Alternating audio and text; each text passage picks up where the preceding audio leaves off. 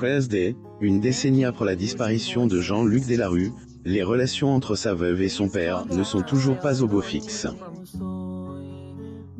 Sans plus tarder, faites un retour sur Elle, histoire qui opposait ces deux protagonistes.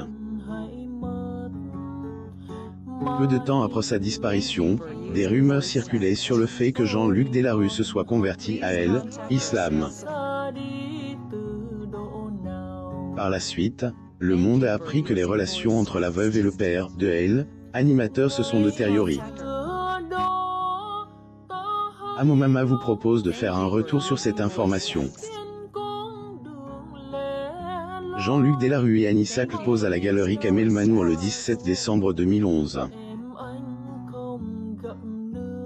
Photo. Getty Images. Elle, origine de leur dispute était précisément le 23 août 2011, que Jean-Luc quittait ce mois, après être battu contre un cancer de estomac. Quelques jours seulement après, le monde apprenait que ces obsèques avaient eu lieu dans la plus grande intimité, dans un lieu secret. Jean-Luc Delarue. Photo. Getty Images. Si cette action était à la base une consigne du défunt, Jean-Claude Delarue, c'est-à-dire le père de Elle, animateur, a protesté. Selon ce dernier, son fils aurait enterré au quart degré musulman un cimetière parisien de banlieue, plus ou moins. Est ainsi qu'il a annoncé que Jean-Luc était converti à Elle, islam.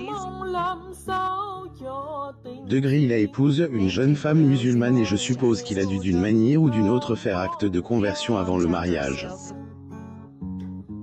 Une famille en désaccord très vite, ces accusations ont été démenties par la veuve de Jean-Luc, qui affirmait que ses propos étaient faux. Celle-ci expliquait que son mari était de confession, catholique et baptise, plus ou moins. Le manque de discrétion et son acharnement à remettre en cause les volontés de son fils, scrupuleusement respectées et mises en place par son épouse et son entourage, mettant en péril la tranquillité et l'apaisement. Photo. Getty Images. Ce n'était pas la seule cause des discordes entre les deux individus.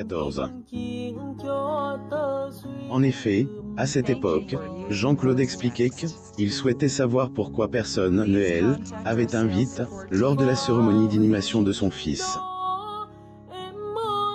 Des propos qui avaient une fois de plus été réfutés par Anissa Delarue, la femme du défunt. Contrairement à ce qu'il prétend, Jean-Claude Delarue a été tenu informé en temps et en heure des volontés clairement exprimées par son fils. Plus ou moins cette histoire aura réussi à disloquer la famille, qui a encore du mal à se réconcilier des années après.